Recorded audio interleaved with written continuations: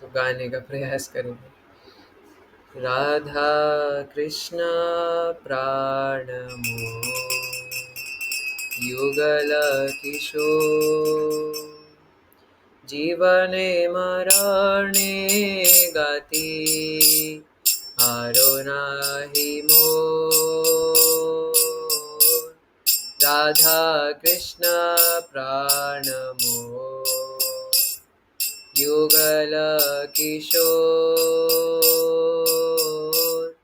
जीवने मरणे गति हारो नाही मोर कालिंदीर कुले केली कदंबेर वाना कालिंदीर कुले केली कदंबेर वाना रतना बेदीरा उपाय मोसाबो दुजाना रतना बेदीरा उपाय मोसाबो दुजाना श्यामा गौरी अंगे दिबो चंदनेर गंध श्यामा गौरी अंगे दिबो चंदनेर गंध चामर ढुलाबो कबे तेरी मुख चंद्र चामर ढुलाबो कबे तेरी मुख चंद्र राधा कृष्ण प्राण मोर युगल किशोर राधा कृष्ण प्राण मोर युगल किशोर जीवने मरणे गति हारो नाही मोर जीवने मरणे गति हारो नाही मोर गाथिया मला तिरमाला दिबो दोहार गले गाथिया माला तिरमाला दिबो दोहार गले अधरे तुलिया दिबो कर्पूर तंबूले अधरे तुलिया दिबो कर्पूर तंबूले राधा कृष्ण प्राण मोर युगल किशोर जीवने मरणे गति हारो नाही मोर ललिता विशाखादि जत सखी वृंदा ललिता विशाखादि जत सखी वृंदा अज्ञाय करीबो सेवा चरणारविंद अज्ञाय करीबो सेवा चरणारविंद श्री कृष्ण चैतन्य प्रभु दासेरानुदास श्री कृष्ण चैतन्य प्रभु दासेरानुदास सेवाभिलाष करे नरोत्तम दास सेवाभिलाष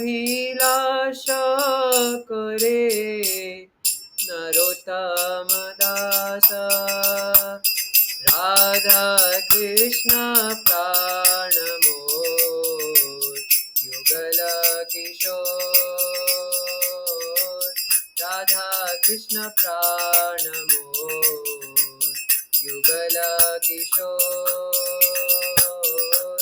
जीवने मरणे गति अरुणाहि मोर जीवने मरणे गति अरुणाहि मोर राधा कृष्ण प्राण मोर युगल किशोर राधा कृष्ण प्राण मोर युगल किशोर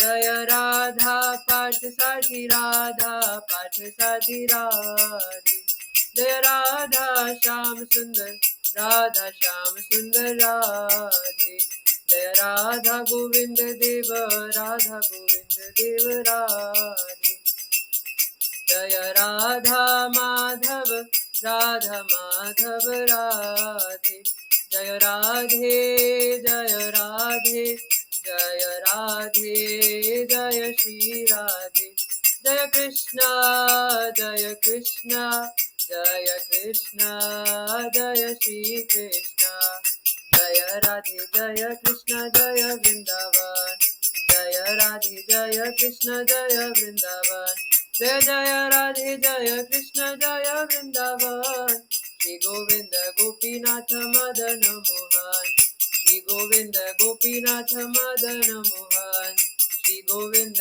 गोपीनाथ मदन मोहन हरि बोल हरि बोल हरि बोल गौर हरि बोल निताय गौर हरि बोल हरि बोल हरि बोल गौर हरि बोल जय जय प्रभुपाद प्रभुपाद प्रभुपाद प्रभुपाद जय जय प्रभुपाद प्रभुपाद प्रभुपाद प्रभुपाद योग धर्मा हरिनाम संकीर्तन की जय ओम विष्णुपाद परमहंस परिव्रजाकचार्य अष्टोत्र शतश्री श्रीमद् his divine grace Abhay Charan Ravind Bhaktivedanta स्वामी श्रील प्रभुपाद महाराज की जय अनंत कोटि वैष्णव भक्त वृंद की जय निताई गौर प्रेमानंदे हरि हरि बोल। ओके, तो इससे पहले हम जो भजन गाने वाले थे और डिस्कस करने वाले थे है ना, क्योंकि कल जन्माष्टमी है तो आचार्य कहते कि मम मन मंदिरे रहो निशि दिन है ना, कृष्ण मुरारी श्री कृष्ण मुरारी है ना। तो आचार्य कहते कि हे कृष्ण मुरारी कृपया करके आप मेरे मन रूपी मंदिर में आ जाइए। अब यहाँ सवाल है कि क्या हमारा मन सच में मंदिर है? तो मंदिर तो नहीं है, पता नहीं, शायद कुछ और होगा है ना, वो हमें एनालाइज करना है कि क्या है। तो लेकिन आचार्य कहते हैं कि हे कृष्ण मुरारी कृपया करके आप मेरे मन रूपी मंदिर में आ जाइए और वहाँ पे रहो निशि दिना है ना, हमेशा हमेशा प्लीज वहीं पर रुक जाइए, क्योंकि एक भक्त यही चाहता है ना। एक बार एक वरिष्ठ भक्त बता रहे थे जिनका नाम श्रीमान अमरेंद्र प्रभु जी है ना, तो प्रभु जी एक बार बता रहे थे कि भक्त जो है वो कभी भी मृत्यु से नहीं डरता। वो इससे नहीं डरता कि वो मर जाएगा या कभी मेरी मृत्यु आने वाली है। वो इस बात से डरता है कि मृत्यु के समय कहीं मैं भगवान को ना भूल जाऊं है ना। तो जो शुद्ध भक्त होते हैं, जो भक्ति की प्रगाढ़ अवस्था तक पहुंच जाते हैं, वो मृत्यु से नहीं डरते है ना। अगर उन्हें किसी बात का डर रहता है तो वो ये रहता है कि मैं मृत्यु के समय भगवान को ना भूल जाऊं। तो इसीलिए जन्माष्टमी आ रही है, तो ये बहुत एक अच्छा भजन है कॉन्टेम्पलेट करने के लिए। आप यूट्यूब पे सर्च करके सुन भी सकते हैं, और ख़ासकर इसका जो ट्रांसलेशन है और इसको सॉन्ग को गा भी सकते हैं, पढ़ भी सकते हैं, जो भी है ना। तो बहुत ज़रूरी है, क्योंकि ज़रूरी है कि भगवान हमारे हृदयों में आए है ना, तभी हम अपने घर में इनवाइट कर सकते हैं है ना। अभी कल कुछ लोग भजन बताएंगे, सजा दो घर को गुलशन सा मेरे प्रभु कृष्ण आए हैं है ना। पर घर को गुलशन सा सजाने से पहले अपने हृदय को गुलशन सा सजाना है, और अपने हृदय को सजाने के लिए क्या करना पड़ेगा? मानस दे हो गे हो जो किछु मोर और अगर वो नहीं हो सकता तो गौरांगा बोलीते हबे पुलक शरीरा, हरि हरि बोलीते नयने बाबे नीरा ना। कब ऐसा समय आएगा जब गौरांग बोल के मेरे रोम रोम पुलकित हो जाएंगे और हरी हरी कहकर मेरी आंखों से अश्रु की धार बहेगी। अभी तो मजे में कह देते हरी हरी हरी बोल, है ना, तो वो भी आनंद है, लेकिन कब ऐसा समय आएगा जब हरी हरी कह करके मेरी आंखों से अश्रु की धार बहेगी महाप्रभु के विरह में, कृष्ण के विरह में, नित्यानंद प्रभु के विरह में, जगन्नाथ जी के विरह में, कब ये समय आएगा। तो इसलिए आचार्य कहते कि हे कृष्ण मुरारी, कृपया करके मेरे मन रूपी मंदिर में आकर के बस जाइए। और ऐसे बिल्व मंगल ठाकुर कहते मेरे हृदय में आकर के बस जाइए। तो और उसके बाद हम ताला मार देंगे और वहां से आप कभी बाहर ना निकल पाए। लेकिन भगवान हृदय में कब आते हैं, जैसे देव की मैया के गर्भ में आए, जब काम क्रोध लोभ मोह मत मात्सर्य निकल गया। अब ये काम क्रोध लोभ मोह मत मात्सर्य है, यानी कृष्ण तो नहीं आने वाले। तो फिर हमारे पास कुछ, है ना, ऑप्शन है कि बलराम जी से प्रार्थना करें, क्योंकि कामी व्यक्ति है, अब क्या कर सकते हैं, कृष्ण तो नहीं आएंगे। तो बलराम जी से प्रार्थना करें आदि गुरु, है ना, कि वो हमारी सफाई कर दें। और वही बलराम जो है वो निताई है ना, बलराम होइलो निताई। तो उनसे प्रार्थना करें, क्योंकि निताई ही हैं जो कृष्ण प्रेम दे सकते हैं। प्रेमा मत्ता नित्यानंद कृपा अवतार, उत्तम अधम किचु ना करे विचार। प्रेम में उन्मत्त रहते हैं और उत्तम अधम किसी का विचार किए बिना सबको फ्री में कृष्ण प्रेम सप्लाई करते हैं। लोचन दास ठाकुर तो कहते हैं कि ऐसे सप्लाई करते हैं कि किसी गांव में एकदम सूखा पड़ा है, पानी नहीं आ रहा, एकदम मिट्टी भी एकदम वो टूट टूट के, वो ड्रॉट नहीं आ जाता, कुछ नहीं है, एकदम पानी के वहां पे टंकी भी खोल रहे से मुंह लगा के पीने के लिए, तो बूंद भी नहीं टपक रहा। और वहां पे नित्यानंद प्रभु को जब पता चल जाए अच्छा वहां पे सूखा पड़ा है, तो क्या करते हैं कि बांध होता है और बांध के इधर पूरा समुंदर भरा पड़ा है, और नित्यानंद प्रभु बांध ही तोड़ देते जाके, लो डूबो, है ना। तो उनको इसमें मजा नहीं आता कि गांव में पानी नहीं आ रहा तो चलो पाइप लगा के सप्लाई कर दे ना, पानी नहीं आ रहा गांव में, तो वो पूरा बांध तोड़ करके और पूरा समुंदर बहा देते हैं वहां पे। तो ये कौन सा समुंदर है, कृष्ण प्रेम का समुद्र, है ना। तो हमारे जीवन भी इसी प्रकार से सूखे पड़े हैं बिना कृष्ण प्रेम के। तो निताई उसमें बाढ़ ला देते हैं कृष्ण प्रेम की, लेकिन उससे पहले निताई की शरण लेनी पड़ेगी। तो इसीलिए हम लोग आचार्य, है ना, इसी प्रकार से प्रार्थना करते हैं। तो हम भी कृष्ण मुरारी से और निताई से प्रार्थना करें कि कृपया करके हमारे दिल में आकर के बस जाइए, है ना, और मेरे दिल को साफ कर दीजिए, मेरे मन को, हृदय को, सबको साफ कर दीजिए। और कृपया करके इस जन्माष्टमी, है ना, मेरे घर से पहले मेरे हृदय में बस जाइए, और ऐसे बस जाइए कि कभी निकले ना, है ना। और मेरे हृदय में आपके अलावा मैं जिसको भी लाने की कोशिश कर रहा हूँ उसे निकाल के बाहर फेंक दीजिए, है ना। तो कल जन्माष्टमी है तो कुछ कथा चर्चा करने का प्रयास करेंगे। हालांकि मैं कोई कथाकार नहीं हूँ, है ना। तो और मैंने कुछ प्रिपेयर भी नहीं करा है, लेकिन प्रयास करूंगा आप सबकी कृपा से। थोड़ा मूकम करोति वाचालम पंगुम लंगायते गिरिम, है ना। तो ऐसा सुखदेव गोस्वामी वर्णन करते हैं, जब हम कल तृणावृत उद्धार पढ़ रहे थे। तो उसके बाद एक बार गर्ग आचार्य, है ना, जिनकी गर्ग संहिता भी एक फेमस ग्रंथ है, तो गर्ग आचार्य, गर्ग मुनि एक बार भगवान के घर में आते हैं, नंद भवन में आते हैं। और नंद भवन में आते हैं तो नंद महाराज उनका बहुत अभिवादन करते हैं, उनका स्वागत करते हैं, और उन्हें जिन जिन तरीके से, है ना, ब्राह्मणों को वेलकम करते हैं, और उन तरीके से गर्गाचार्य, और कोई वो छोटे मोटे ब्राह्मण नहीं थे। गर्गाचार्य, दी गर्गाचार्य, है ना, उस टाइम पे सबसे फेमस जो आचार्यों में से एक थे, वो गर्ग मुनि थे। तो उनको घर पे जब वो आते हैं और खुद ही से पधारते हैं, तो नंद महाराज तो बहुत प्रसन्न होते हैं, क्योंकि एक होता है आप किन्हीं भक्त को घर में इनवाइट करो, वो घर में आए, है ना, उनके दिव्य चरण आपके घर में पड़े, that is a different scenario. But जब कोई वैष्णव खुद आपके घर में आए, है ना, तो सोचो कि कितनी बड़ी बात है। तो गर्ग आचार्य, गर्ग मुनि जब आए, तो नंद महाराज और जितने भी यशोदा मैया सब बहुत प्रसन्न हुए। खासकर नंद महाराज जाकर उनका वेलकम करते हैं, पाद प्रक्षालन करते हैं। और वो बताते भी हैं, सुखदेव गोस्वामी भी बताते हैं कि जो सन्यासीज होते हैं या जो बड़े बड़े वैष्णव होते हैं, ब्राह्मण होते हैं, वो दूसरों के घरों में, गृहस्थों के घरों में क्यों जाते हैं। क्योंकि कोई सवाल कर सकता है कि भैया जब वो सन्यासी है, और अगर वो गुणों के हिसाब से असली सन्यासी है, तो वो क्यों किसी के घरों में जा रहा है। कई बार हम आजकल भी देखते हैं ना, जो बड़े बड़े वैष्णव सन्यासी है, वो बड़े बड़े आलीशान घरों बंगलों में जाते हैं, बड़ी बड़ी गाड़ियों में घूमते हैं। तो लोग ये सवाल करते हैं कि इतने बड़े बड़े घरों में क्यों जा रहे हैं। एक बार शिला प्रभुपाद से भी किसी ने पूछा था कि प्रभुपाद आप प्लेनों में क्यों घूम रहे हैं, इतने बड़े बड़े प्लेन्स में आप क्यों घूम रहे हैं?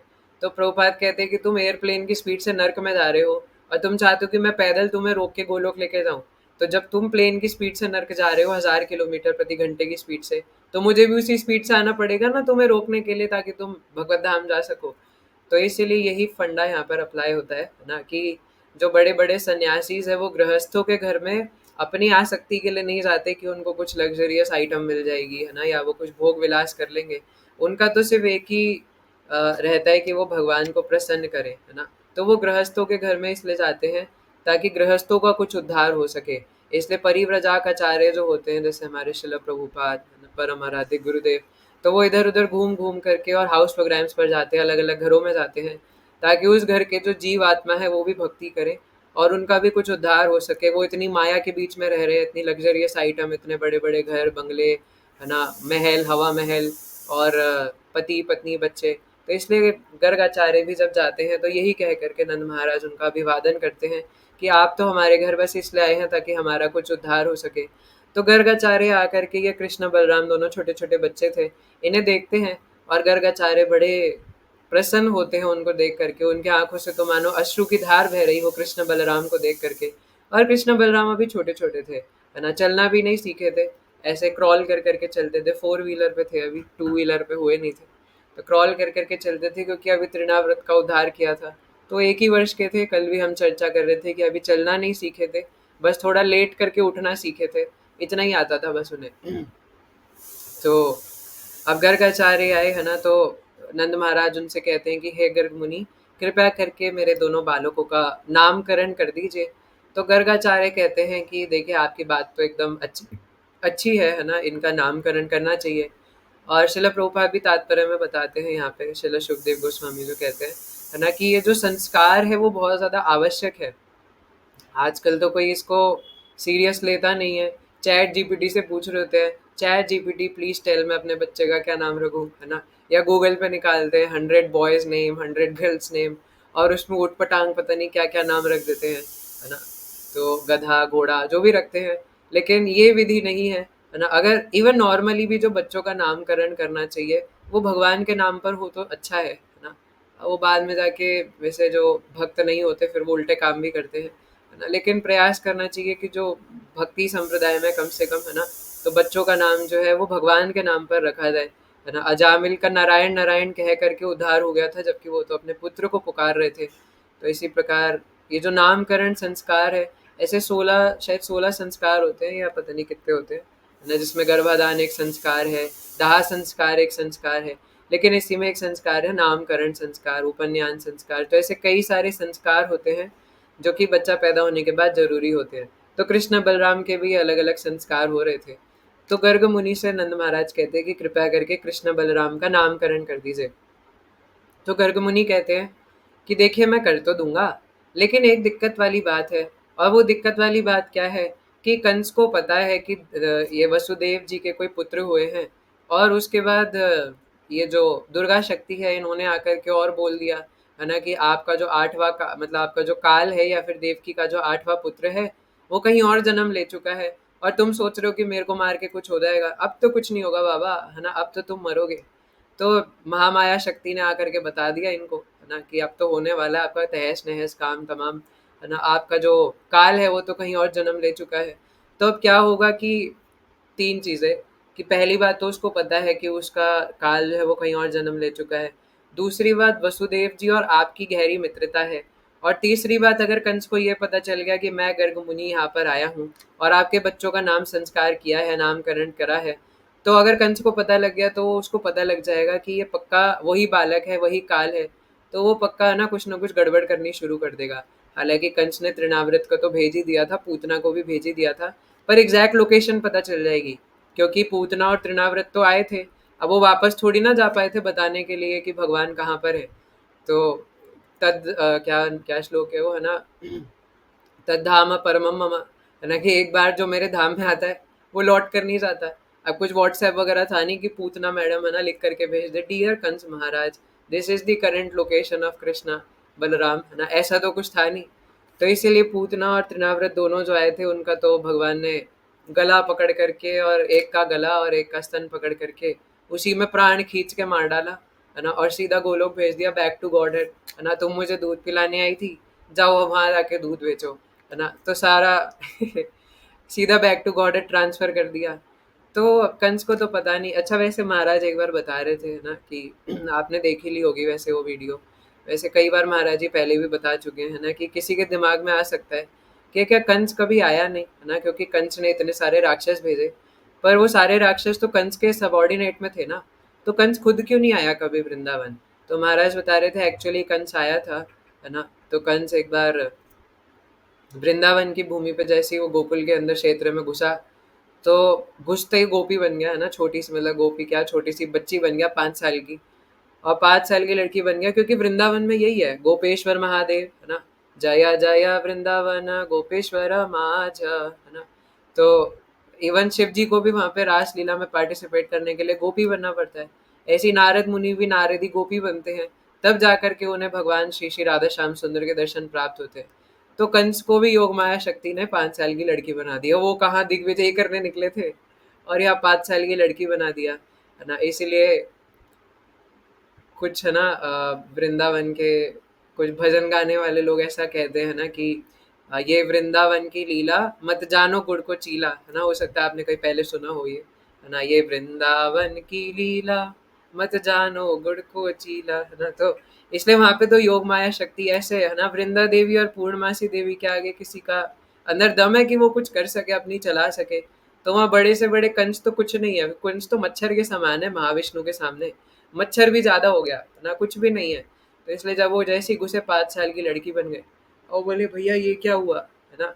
5 साल की लड़की, है ना, इतनी छोटी सी, अब क्या करूँ, कहाँ जाऊँ, किसको मुंह दिखाऊं, तो मुंह छुपाने लग गए। तो कुछ बड़ी गोपियों ने पकड़ लिया, है ना। बोले कहाँ जाना चाहते हो? तो बोले तुम्हें पता है मैं कौन हूँ? हाँ तो हमें दिख रहा है तुम कौन हो, 5 साल की लड़की हो तुम। चलो वो देखो वो गोबर के कंधे पड़े हैं, उन्हें उठा के लाओ। अरे मेरे, मैं गोबर के कंधे उठाऊंगा क्या? आपको पता है मैं कौन हूँ, है ना। हाँ हमें दिख रहा है तुम कौन हो, समझ नहीं आ रही क्या? जाओ उधर और गोबर के कंधे उठाओ। अब क्या कर सकते हैं भैया ना, फिर योग माया शक्ति कहती है कि भैया उठा लो, तभी आप वापस कंस बन पाओगे, नहीं तो ऐसे ही रहना पड़ेगा फिर। और फिर कंस उठाते तो जो भी होता है। तो यहाँ पे गर्ग मुनि इसलिए कहते हैं कि देखो कंस को एग्जैक्ट लोकेशन पता चल जाएगी कि कृष्ण बलराम यहाँ पे है। तो आप एक काम करिए कि ऐसा करते हैं कि आप नाम संस्कार अगर मैंने कर दिया तो पता चल जाएगा, अब आप बताइए फिर क्या करूं। तो नंद महाराज कहते हैं कि अच्छा अगर ऐसा है तो आप एक काम करिए कि सीक्रेट तरीके से गुप्त अवस्था में इन दोनों का नाम संस्कार कर दीजिए। मतलब कोई किसी को बुलाएंगे नहीं, कोई व्हाट्सएप वगैरह पे इनविटेशन भी नहीं भेजेंगे, आप कोई टेंट वगैरह भी नहीं लगवाएंगे, बड़ा पांडाल, है ना, कुछ फीस्ट वगैरह है वो हम बाद में कर लेंगे। आप ऐसा कीजिए कि आप छुपे रुस्तम से, है ना, बस अंदर जाइए और बस हमारे सामने इनका नामकरण संस्कार कर दीजिए। तो ये आता है, सुखदेव गोस्वामी बताते हैं ना परीक्षित महाराज को। तो नंद महाराज कहते हैं कि आप गुप्त रूप में इनका नाम संस्कार कर दीजिए। तो गर्ग मुनि कहते हैं कि हाँ ये हम कर सकते हैं।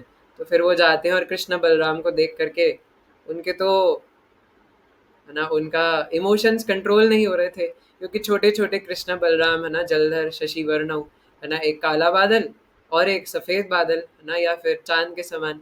तो दोनों को देख करके उनके अश्रुधार बहने लगी, है ना, जिनका दर्शन वो अभी तक इतने जन्मों जन्मांतर से करना चाहते थे, वही कृष्ण बलराम के दर्शन करके भाव विभोर होकर के फिर गर्ग मुनि अपने आप को कंट्रोल करते हैं। और फिर बताते हैं, पहले बलराम जी बड़े भाई का बताते हैं कि ये राम जो है, क्योंकि ये अपने सभी मित्रों को, सभी गोप सखाओं को और जो भी इसकी शरण में आएगा उसको शांति प्रदान करेंगे, उसको आनंद प्रदान करेंगे, इसलिए इसका एक नाम राम होगा।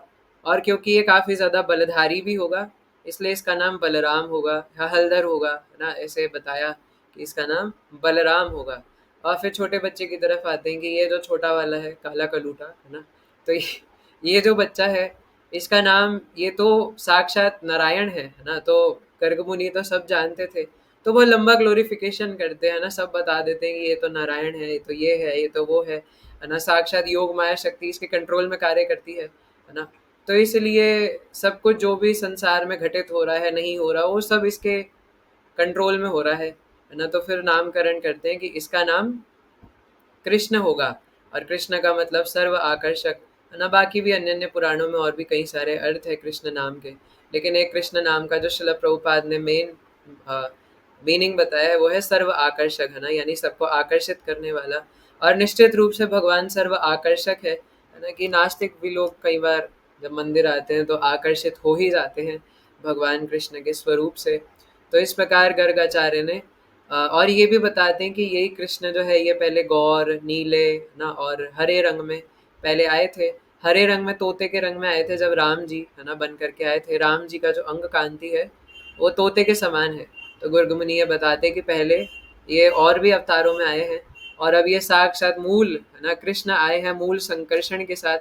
और ये कृष्ण बलराम और कोई नहीं, साक्षात अनंत शेष और नारायण है ना, साक्षात राम लक्ष्मण है, साक्षात कृष्ण बलराम है। तो इस प्रकार से गर्ग मुनि गुप्त रूप से इनका नाम संस्कार करके, नामकरण संस्कार करके, और फिर अपने घर वापस आ जाते हैं। तो अब ये कृष्ण बलराम के छोटे छोटे बच्चे हैं ना, घुटन घुटर वन में चलते हैं ना, 4 व्हीलर। तो सुखदेव गोस्वामी वर्णन करते हैं कि वहाँ पे नंद भवन में क्या होता था, नंद आंगन में, कि गौमूत्र और गऊ का जो गोबर है उससे कीचड़ बन जाती थी। तो कृष्ण बलराम दोनों छोटे छोटे वो क्रॉल करते करते इधर उधर लोटपोट करते रहते थे, और उनका पूरा शरीर जो है वो गौमूत्र और गऊ के गोबर से भर जाता था। और वो बड़े सुंदर लगते थे उसमें, है ना। सुखदेव गोस्वामी वर्णन करते हैं कि बहुत सुंदर लगते थे उसमें, और ऐसे रेंगते थे कि मानो ऐसा लगता था कि कोई सांप रेंग रहा हो, क्योंकि दोनों छोटे छोटे थे। और कोपीन बांध करके, और पैरों में छोटे छोटे नुपुर, नुपुर समझते हैं ना, घुंघरू। तो वो घुंघरू बांध करके और छन छन छन छन, है ना, उसमें प्यारी प्यारी आवाज आती थी। और वो छन छन छन छन करते करते ऐसे ऐसे तेज तेज ऐसे ऐसे भागते थे, है ना। और ऐसा लगता था कि कोई सांप रेंग रहा हो। जैसे बलराम जी तो है ही, है ना, अनंत शेष, तो वो तो सांप है ही, है ना। लेकिन ऐसा सुखदेव गोस्वामी बताते हैं कि जब दोनों रेंगते थे तो ऐसा लगता था कि कोई सांप रेंग रहा हो। और क्या होता था कि कोई बड़ी बड़ी गोपियां होती थी, तो बड़ी गोपियां क्या है कि वो अपने पैरों में नुपुर बांधती थी, मतलब पायल पहनती थी वो लोग भी।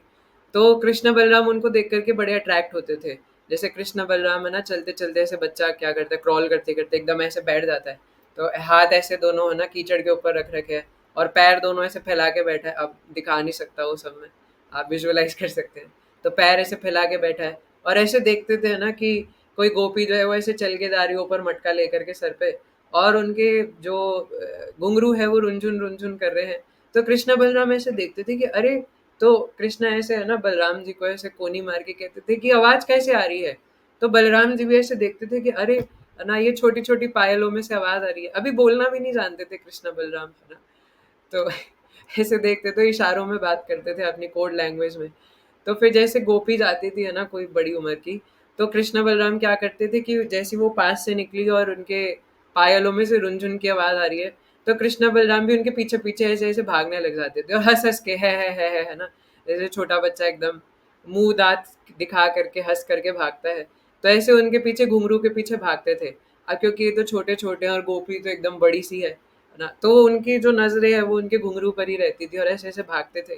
तो थोड़ी देर में वो गोपी जैसी रुकती थी और देखती थी कि पीछे कृष्णा बलराम आ रहे हैं, तो वो ऐसे हाथ रख करके और देखती थी, अरे कितने सुंदर बालक है, किस प्रकार से देखो भाग रहे हैं।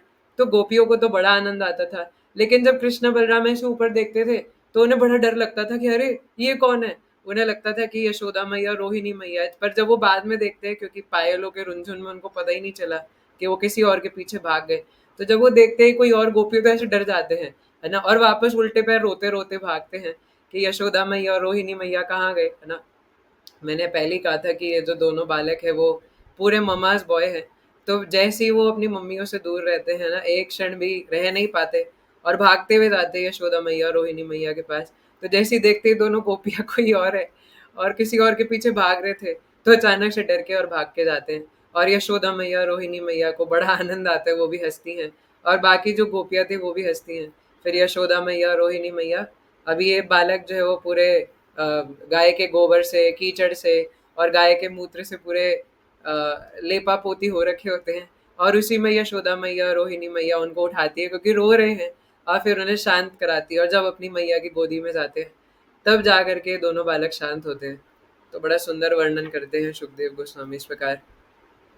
फिर फिर बताते हैं ना कि जब थोड़े थोड़े ये ऐसे क्रॉल कर करके चलते थे और इस प्रकार से लीला करते थे। अब ज़्यादा टाइम नहीं लगाया कृष्ण बलराम ने सामान्य बालकों की तरह, है ना, अलौकिक कार्य करते थे। तो पहले तो दहली पार करने के लिए भी उन्हें इतना कष्ट आता था। उसके बाद धीरे धीरे फिर क्रॉल कर करके चलते थे। अब क्रॉलिंग से भी धीरे धीरे चलने लग गए, है ना।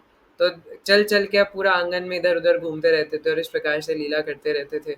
तो फिर अलग अलग गोपियाँ जो हैं वो आकर के यशोदा मैया से शिकायत करती थी कि जी जी, है ना, आपको पता ही है आपका बालक जो है वो कितना खतरनाक है ना। आपके सामने सीधा बन करके रहता है ना। मैया के सामने तो कृष्णा बस पैर फैला के और हाथ ऐसे रख के ऐसे यूं मासूम बनते थे जैसे जगत में इनसे ज्यादा मासूम कोई है ही नहीं। और बात भी सत्य है ना, क्योंकि जितनी भी क्वालिटीज हम इस संसार में देखते हैं, चाहे वो बैड क्वालिटी हो, गुड क्वालिटी हो, जो कुछ भी है, वो सब भगवान से आती है। शिला प्रभुपाद बताते भी एक बार बॉब को पूर्ण प्रश्न पूर्ण उत्तर में, आपने पढ़ा होगा जिन्होंने पढ़ी है, जो यहाँ पे बुक रीडर्स हैं। तो प्रभुपाद उनको बताते हैं ना कि कृष्ण जो है वो सुप्रीम बदमाश भी है ना, और बदमाशी भी जो है वो भगवान से आती है। बस इस संसार में वो आके विकृत हो जाती है। तो जो लोग वो विकृत हो जाते हैं ना, फिर वो उल्टी हरकतें करते हैं। लेकिन जो बदमाशी भी है वो भी भगवान से आती है। इसलिए सुप्रीम इनोसेंस भी भगवान है, इनोसेंट भी भगवान है, और सुप्रीम बदमाश भी भगवान है, नटखट भी भगवान है। तो दोनों उनमें से आती है। अब कोई बोल सकता है ऐसा कैसे हो सकता है दोनों भाव एक ही व्यक्ति में, कि वो परम मासूम भी है और परम बदमाश भी है। लेकिन यही भगवान की, तभी तो वो भगवान है ना। अति मर्त्यानि भगवान गूढ़ कपट मानुष। तो भगवान ही इसलिए क्योंकि उनमें दो विरोधाभास चीजें एक साथ होती हैं, तभी तो वो भगवान है ना। तो इसलिए भगवान में दोनों चीजें एक साथ है कि वो परम मासूम भी है और परम शैतान, परम बदमाश, परम नटखट भी है।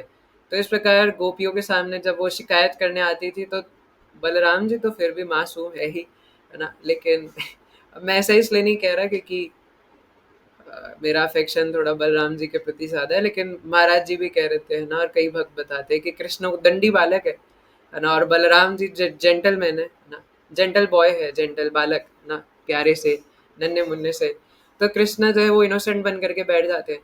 तो गोपियाँ आकर के कहती कि जी जी, आपको पता है इसने क्या करा, ये मेरे घर में घुस गया और इसने आकर के इस प्रकार से माखन चुरा लिया, है ना। तो दूसरी गोपी बोलती है बस इतनी सी बात, अरे इसमें तो कुछ भी नहीं है ना। मेरे घर में तो मैंने ताला मार रखा था, अंधेरा कर रखा था, लेकिन जीजी इसको इतने सारे क्या बोलते हैं, रूबीज, एमराल्ड, है ना, ये सब इतने प्यारे प्यारे गहने पहना करके भेजती है कि उसकी रोशनी से ये देख लेता है कि कमरे के अंदर क्या चल रहा है। तो वहां पे घुस जाता था कुंडी तोड़ करके, और फिर वहां पे जाके अपने मणियों की रोशनी से देखता था कि अरे वाह, है ना, यहाँ पे इतने सुंदर सुंदर बर्तन है, और उसमें इसको पता नहीं कैसे पता होता है कि बर्तन के अंदर क्या है। उसमें छेद करके सारा तोड़ करके और सारा फैला जाता है ना।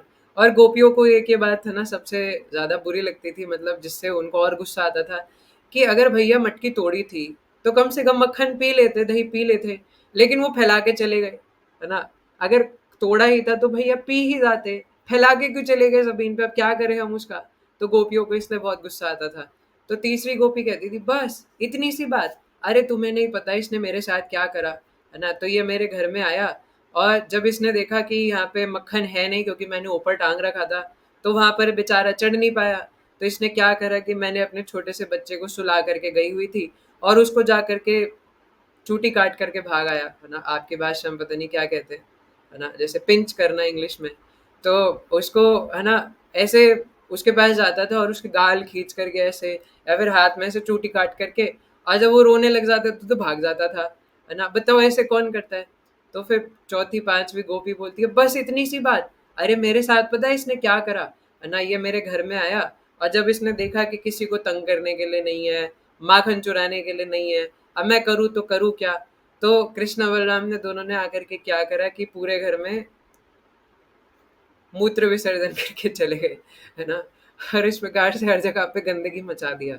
अब हमें छी छी कर लगेगा, लेकिन वो छी छी नहीं है, क्योंकि भगवान के शरीर में हमारी तरह उनको एक्सक्रीशन, है ना, ये मल त्यागना, मूत्र त्यागना, ये सब नहीं करना पड़ता। तो वो सब सामान्य बालक की तरह लीलाएं करते हैं, लेकिन उनके बॉडीज में ये सब होता नहीं है कि खाया है तो निकालना भी पड़ता है ना। और वो गंदगी है, गंदा कुछ नहीं होता भगवान के शरीर में, सब सच्चिदानंद है ना। इसीलिए वो जो मूत्र भी त्यागते हैं, है ना, वो भी परम, है ना, चरणामृत से कम नहीं है ना, क्योंकि भगवान के शरीर में कुछ गंदा नहीं होता है। लेकिन हाँ, इस प्रकार से लीला करते हैं कि जा करके और इस प्रकार से मूत्र कर करके आ जाते थे। और कई आचार्य देवन ये तक बताते कि ऑल्टर में चढ़ते थे, है ना, और ऑल्टर के ऊपर ही है ना, इस प्रकार से कर करके आ जाते थे। तो इसलिए ये सब लीलाएं जब देवी देवता देखते हैं तो कहते हैं अरे ये कैसे भगवान हो सकते हैं, इसीलिए गूढ़ कपट मानुषः, है ना, इस प्रकार से मनुष्य की भांति लीला करते हैं कि बड़े से बड़े देवी देवता भी चकरा जाते हैं। तो इस प्रकार अलग अलग गोपियां आकर के, और गोपियां एक बात और कहती हैं, है ना, गोपियां ही कहती हैं ये बात कि जो जब बाकी घर के बड़े लोग है ना इनको इस प्रकार से देखते थे कि ये माखन चुरा करके भाग रहे हैं, तो इनको डांटने का नाटक करते थे, है ना, क्योंकि उन्हें कृष्ण को डांटने में आनंद आता है। क्योंकि कई लोग पूछते हैं अरे आपके भगवान तो चोर थे, आपके भगवान तो माखन चुराते थे। भैया उनके घर में 9 लाख गाय थी। 9 लाख गाय समझते हो आप, है ना, एक व्यक्ति का पेट क्या 4 लोगों का पेट भरने के लिए गाय काफी है मुझे लगता है। मतलब कंफर्म नहीं पता, मैंने कभी गाय पाली नहीं है, पर 4-5 लोगों का पेट भी आराम से भरने के लिए एक गाय काफी है। और उनके घर में 9 लाख गाय है। दूध दही पनीर किसी चीज की कमी नहीं है। मतलब सोचो कोई अमूल कंपनी का मालिक हो और वो जा करके मदर डेयरी का दूध चुरा के पिए फैक्ट्री में घुस करके, कोई यकीन करेगा? अरे भैया वो अमूल कंपनी का मालिक है, वो क्यों मदर डेयरी में जा करके, है ना, इस प्रकार से दूध पिएगा? या किसी छोटी सी दुकान में घुस जाए, मदर डेयरी भी छोड़ो, कोई छोटी सी दुकान है वहां जाके चोरी करके दूध पिए, क्यों करेगा वो ये सब? तो इसलिए भगवान, और भगवान तो, अच्छा यहाँ पे एक और बात आती है, सुखदेव गोस्वामी बताते हैं कि जब जैसे वो जो गोपियों के पति होते थे ना, कभी कभार वो पकड़ लेते थे कृष्णा को हाथ से और वो बोलते थे चोर कहीं के, है ना, और ऐसा भी वो सिर्फ आनंद में करते थे, उन्हें एक्चुअल में कोई गुस्सा नहीं होता था। वो कृष्ण को, है ना, उनके साथ आनंद करना चाहते थे। तो कृष्ण से कहते थे चोर कहीं के, तो कृष्ण कहते थे मैं नहीं हूँ चोर, तुम चोर हो, तुम चोर हो, है ना, ऐसे तोतली आवाज में कृष्ण बलराम कहते थे तुम चोर हो। और भगवान कोई झूठ भी नहीं बोल रहे, क्योंकि सब कुछ तो भगवान का है, तो इसलिए वो भगवान की समाधि लेके बैठे हैं। तो इसलिए भगवान कुछ गलत भी नहीं बोल रहे, है ना, कि मैं चोर नहीं हूँ तुम चोर हो। तो इस प्रकार से जितनी भी गोपियां हैं वो अलग अलग तरीके से भगवान की कंप्लेंट करने आती हैं, और भगवान एकदम भोली सी शक्ल बना के ऐसे मुंह नीचे करके बैठ जाते हैं। फिर यशोदा मैया उनकी सुन करके डांटने जाती हैं, तो कृष्णा को, है ना, हाथ में लेकर के उन्हीं को दुलार करने लग जाती है, मेरा कृष्णा मेरा नीलमणि, है ना। तो गोपियाँ देख करके उन्हें बड़ा गुस्सा आता है कि अरे भैया हम तो इसकी कंप्लेंट करने आए थे, अब यशोदा मैया इसको और प्यार कर रही है। और फिर बलराम जी का तो पूछो मत, है ना, वो तो ऐसी इनोसेंस की, है ना, एकदम महादशा को पार कर जाते हैं। तो रोहिणी मैया तो उनको कुछ बोलेंगी, रोहिणी मैया बहुत इनोसेंट है ना, ऐसा वर्णन आता है। हालांकि वो शतरानी थी, लेकिन रोहिणी मैया भी बहुत कंपैशनेट और बहुत शांत स्वभाव की थी। तो वो बलराम जी को कुछ बोलेंगी, यशोदा मैया कुछ बोलेंगी, तो वो दोनों अपने अपने बालकों को गोदी में उठा करके और उन्हें प्यार करते हैं, है ना। हालांकि गोपियों को भी आनंद आता है, लेकिन लीला के तौर पे उन्हें थोड़ा गुस्सा भी आता है कि अरे यार, है ना, हम यहाँ पे इसकी कंप्लेंट करने आए थे। तो सबसे बड़ा दुख, एक मतलब दुख नहीं, है ना, गुस्सा गोपियों को यही आता था कि कम से कम आए हो तो माखन खा करके जाओ, है ना, ये क्या तरीका है, आए और फैला करके तोड़ के इधर उधर फैला के चले गए। तो इस प्रकार से कृष्ण बलराम लीला कर रहे थे। मैंने सोचा था कृष्णा बुक से पढ़ेंगे, पर समय कम है ना। तो इसके बाद मैं संक्षिप्त में बता देता हूँ कि फिर ऐसे ही एक दिन, है ना, जो अन्य ग्वाल सखा थे और बलराम जी, है ना, तो वो आकर के यशोदा मैया को बताते हैं कि मैया, है ना, ये कृष्णा ने माटी खा ली है ना, क्योंकि ये विराट रूप अध्याय में ये सब बताया है। तो मैया मैया, है ना, ये कृष्णा ने माटी खा ली है। और यशोदा मैया बोलती है कृष्णा कृष्णा जैसे जॉनी जॉनी यस पापा, है ना, तो वो सब यहीं से आया है। तो बोलते कृष्णा कृष्णा ईटिंग माटी नो मम्मा, है ना, ओपन योर माउथ। तो इस प्रकार से भगवान दिखाते हैं। तो मैं थोड़ा सा यहीं पर से पढ़ देता हूँ। अ, हरे कृष्ण, ठीक है। एकदा क्रीडमानास्ते रामाद्या गोपदारकः कृष्णो मृदं भक्षित वानिति मात्रे नयवेदयन। एक दिन जब भगवान श्री कृष्ण अपने छोटे साथियों के साथ श्री बलराम तथा अन्य गोप पुत्रों सहित खेल रहे थे, तो उनके सारे साथियों ने एकत्र होकर माता यशोदा से शिकायत की कि श्री कृष्ण ने मिट्टी खाई है। भगवान श्री कृष्ण के साथियों से यह सुनकर श्री कृष्ण के कल्याण के लिए सदैव चिंतित रहने वाली माता यशोदा ने श्री कृष्ण के मुख के भीतर देखने तथा डांटने के लिए उन्हें अपने हाथों से ऊपर उठा लिया। वे डरी डरी आंखों से अपने पुत्र से इस प्रकार बोली,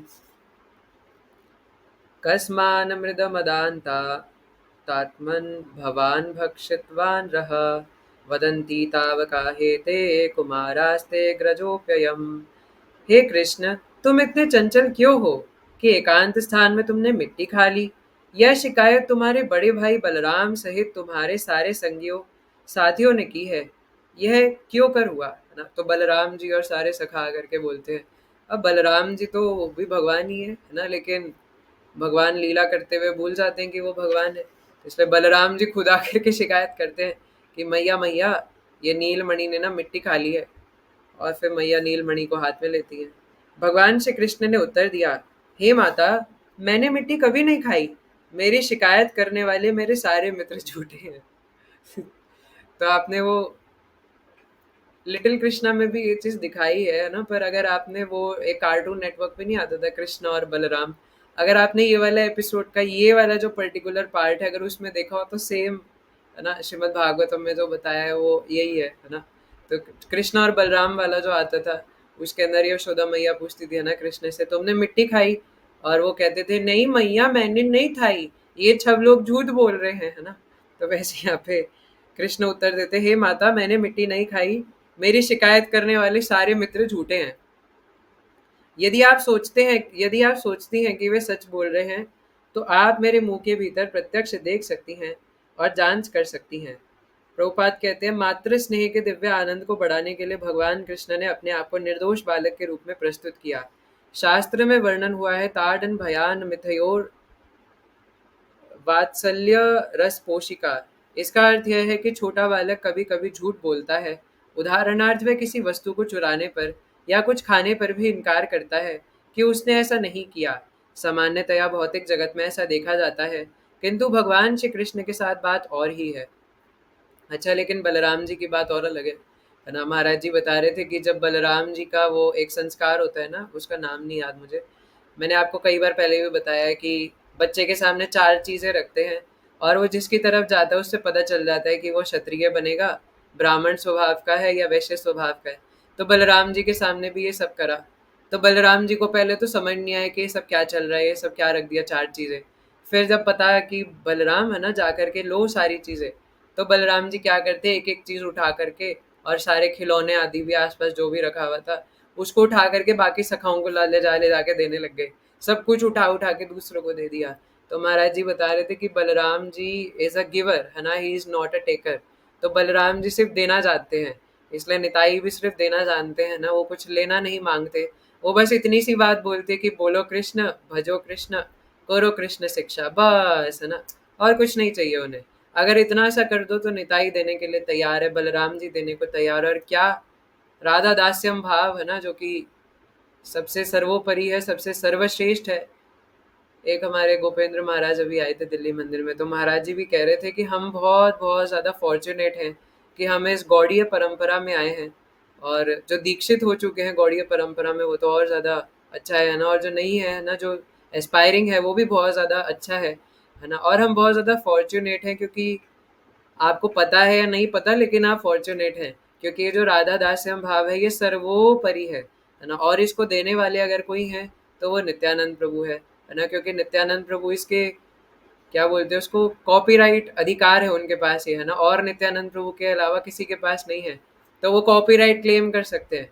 इसलिए अगर कोई और बोले कि मैं राधा रानी की भक्ति दे सकता हूँ तो नित्यानंद प्रभु उसके ऊपर कॉपीराइट स्ट्राइक मार सकते हैं।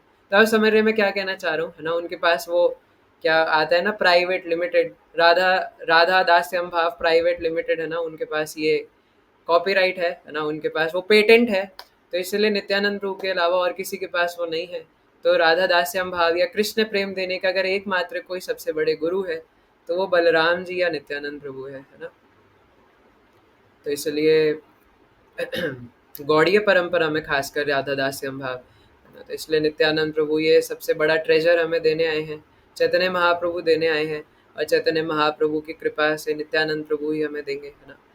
तो आगे कहते हैं, माता यशोदा ने भगवान श्री कृष्ण को धमकाया, यदि तुमने मिट्टी नहीं खाई है तो अपना मुंह पूरी तरह खोलो। इस तरह कहे जाने पर नंद तथा यशोदा के पुत्र भगवान श्री कृष्ण ने मानवीय बालक की तरह लीला करने के लिए अपना मुंह खोला। यद्यपि समस्त ऐश्वर्यों के स्वामी पूर्ण पुरुषोत्तम भगवान श्री कृष्ण ने अपनी माता के वात्सल्य प्रेम को ठेस नहीं लगाई, फिर भी उनका ऐश्वर्य स्वतः प्रदर्शित हो गया, क्योंकि भगवान श्री कृष्ण का ऐश्वर्य किसी भी स्थिति में विनष्ट नहीं होता। अपितु उचित समय पर प्रकट होता है।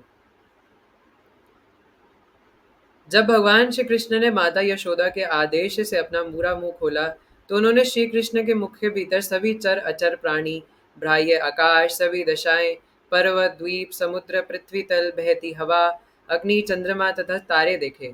उन्होंने ग्रह मंडल, जल, प्रकाश, वायु, आकाश तथा अहंकार के रूपांतर द्वारा सृष्टि देखी। उन्होंने इंद्रियां, मन, तन मात्राएं, तीनों गुण सतो, रजो तथा तमो भी देखे। उन्होंने जीवों की आयु, प्राकृतिक स्वभाव तथा कर्मफल देखे। उन्होंने इच्छाएं और विभिन्न प्रकार के चर अचर शरीर देखे। विराट जगत के इन विविध पक्षियों के साथ ही स्वयं को तथा वृंदावन धाम को देखकर वे अपने पुत्रों की प्रकृति से सशंकित तथा भयभीत हो उठी। किं स्वप्न एतदुत्देव माया, किं वा मदीयो बत बुद्धिमोह, अथो अमुष्यैव ममार्भकस्य यः कश्चनोत्पत्तिक आत्मयोगः।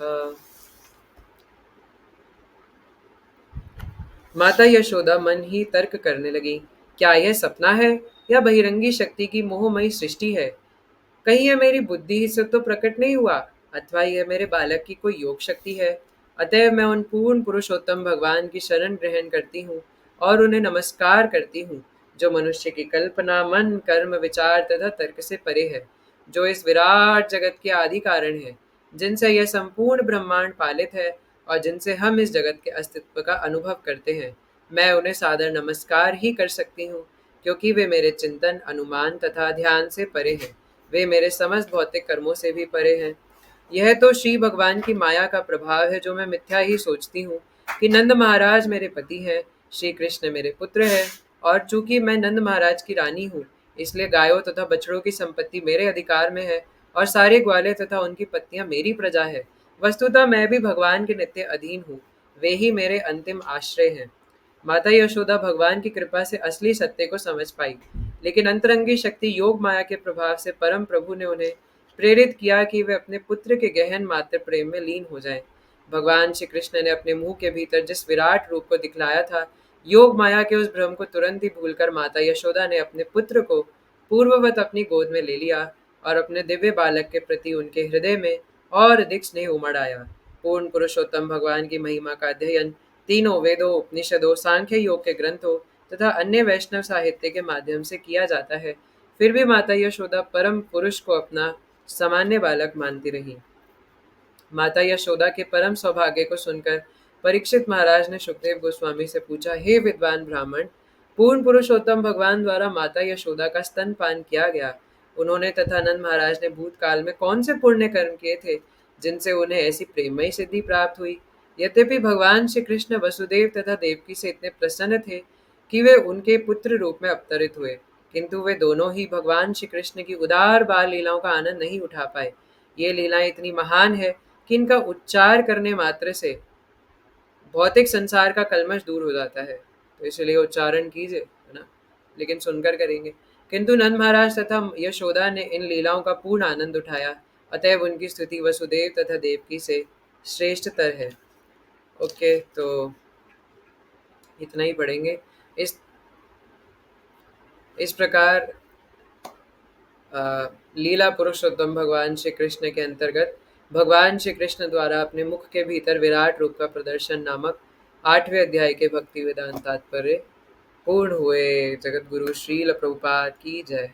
तो माफ कीजिएगा, है ना, रोज रोज समय की शॉर्टेज के वजह से हमें, वाह क्या सेलिब्रेशन के, है ना, इमोजीज आ रहे हैं, तो रोज रोज हमें टाइम की शॉर्टेज के वजह से संक्षिप्त में डिस्कस करना पड़ता है। सो आई होप, है ना, आपको आज की क्लास पसंद आई होगी। Okay, so thank you so much. 3 बार हरे कृष्ण महामंत्र करेंगे आप सबकी प्रसन्नता के लिए कि आप इतनी देर तक आए, रुके और आपने सुना।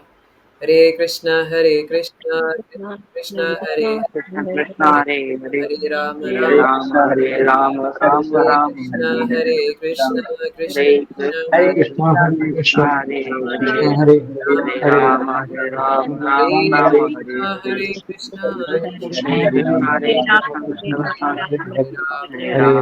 हरे राम राम हरे राम राम राम राम हरे हरे श्री श्री कृष्ण बलराम जो की जय।